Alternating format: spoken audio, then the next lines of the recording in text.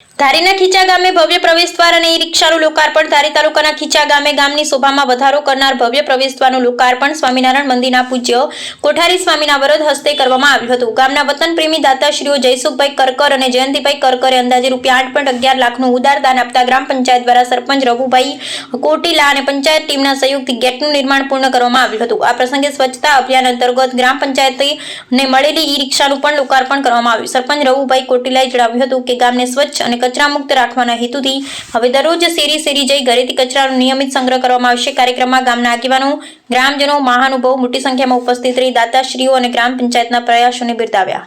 હું ખીસા સરપંચ રઘુભાઈ કોટીલા। આજે અમારા ગેટનું કામ પરિપૂર્ણ થયેલ છે। દાતા જયસુખભાઈ કરકર, જયંતિભાઈ કરકર એમણે જે મારી માથે વિશ્વાસ મૂક્યો અને અમને ₹8,11,000 દાન કરી અને મેં ગેટની જવાબદારી લઈને ગેટ ઊભો કર્યો અને આજે એનું ઓપનિંગ ધારીના સ્વામિનારાયણ મંદિરના સાધુ કોઠારી સ્વામીના હસ્તે ઓપનિંગ કરી અને આ ગેટનું સ્વાગત કરેલ છે।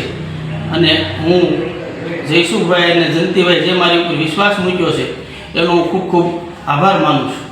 બીજું કે આજે સરકારશ્રીના ધ્યેય પ્રમાણે ઈ-રિક્ષા કચરાની કે જે પ્રદૂષણ ન થાય એ માટે ગાંધીજીનો વિચાર હતો, એના વિચાર ઉપર મોદી સાહેબે ડીઝલ રિક્ષા નહીં પ્રદૂષણને કારણે જે રિક્ષા ઇલેક્ટ્રિક રિક્ષા આપેલ છે અને કચરો જે વેરાય નહીં એવું ગાંધીજીનો ધ્યેય હતો। એ ધ્યેય ઉપરાંત સરકારે અમને રિક્ષા પંચાયતને આપેલી છે અને ડસ્ટબિન આપી ઘેરે ઘેરે ડસ્ટબિનની વિતરણ કરી અને આજે રિક્ષાનું ધારીના સ્વામી કોઠારી સ્વામીના હસ્તે અને પંચાયતના સરપંચ તરીકે હું હાજર રહી અમારી પંચાયતના ઉપસરપંચ બોડીના સભ્યો, ગામજનો, મિત્રો હાજર રહી અને એનું અમે ઓપનિંગ કરી અને આજે અમે આનંદની લાગણી અનુભવીએ છીએ।